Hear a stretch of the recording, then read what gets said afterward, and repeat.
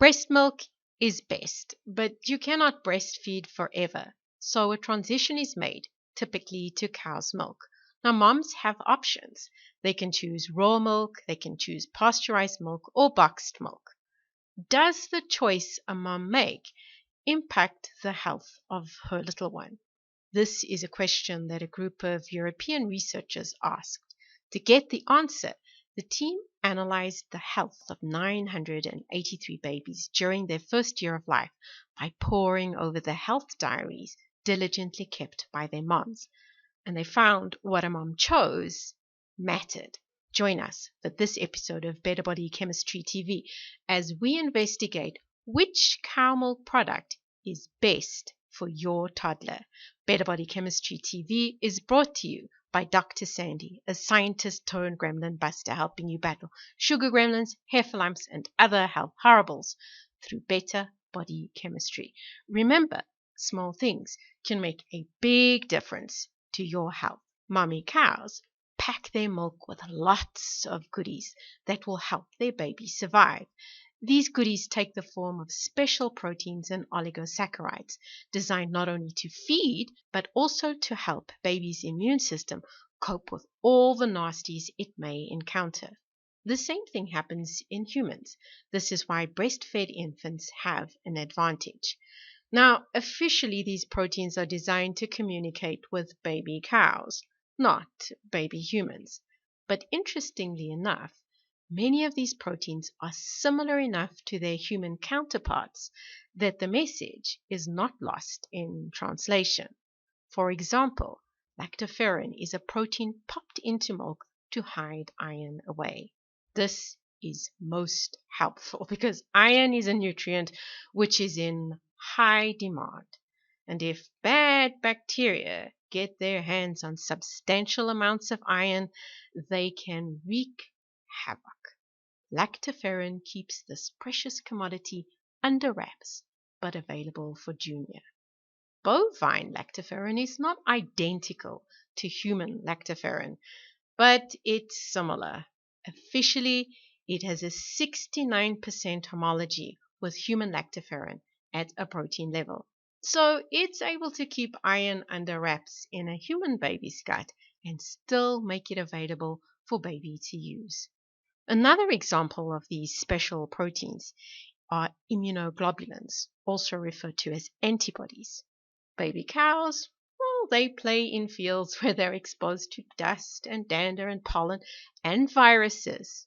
To protect the calf from these nasties, bovine antibodies are sent in. Now, antibodies are antibodies. They bind to whatever they've been designed to bind to, effectively taking the offending thing out of commission. In the process, they decrease baby's exposure to viruses and allergens that have the ability to trigger baby's immune system. In the long run, this should give human infants consuming them an advantage. So, does cow milk always provide an advantage? The results of this study suggest not. In this particular study, 80% of the moms started out breastfeeding, but over the year transitioned their little one from breast to alternative milk sources. Now, the transition typically started at the 3-month mark. Babies were transitioned either to boxed milk, pasteurized, or raw milk. And what they transitioned to impacted their overall health. Infants receiving raw milk were 30% less likely to suffer from an infection than little ones receiving nuked milk. And the more it had been nuked, the poorer the performance of the milk. So kids consuming boxed milk suffered the most infections. Now, why did this happen? Well, boiled raw milk, pasteurized, and boxed milk have all been heated to some extent. In the case of pasteurized and boxed milk, the boiling is quick, but it's at a significantly higher temperature. This heating kills all the microbes, but heating also kills many of those special proteins. When proteins are heated, they undergo structural changes, and the changes are permanent. Think of what happens when you cook an egg. Aish, it's a trade-off. But there's more to the story than hot. Heated raw milk still provided more benefits than pasteurized and boxed milk. Why? Both pasteurized and boxed milk undergo additional processing. When milk arrives at the dairy, the first thing that happens is it is spun down. This serves to separate out the liquid and the fat.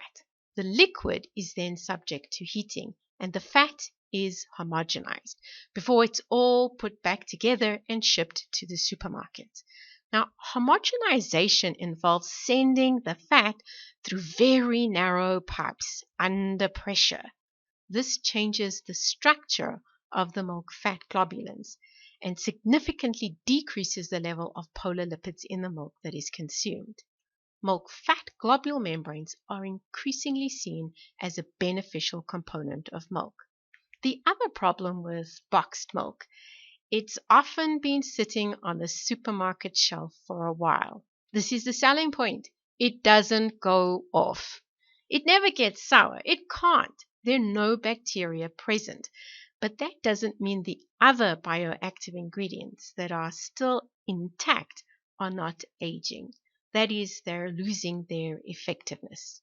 At this stage, we really don't know what the protective factor or factors is, but we do know it makes a difference. So when it comes time to make the transition from breast milk to alternative milk sources, if you can, go raw. If you're worried about milk-borne diseases, boil it. If raw is not an option, take the pasteurized option over the boxed milk. Boxed milk won't go the distance. Protecting your little ones from snots and sniffs is a big deal. Those snots and sniffs can lead to a course or two of antibiotics, and a course or two of antibiotics can leave your little one's microflora changed forever. And not having the right microflora puts your little one at risk of some serious health issues down the line. Create better body chemistry by consuming minimally processed milk. Interested in discovering more ways to create better body chemistry or need a little help getting your body chemistry on track?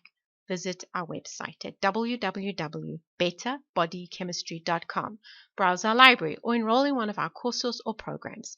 The advice is simple to follow and based on real science, not hype.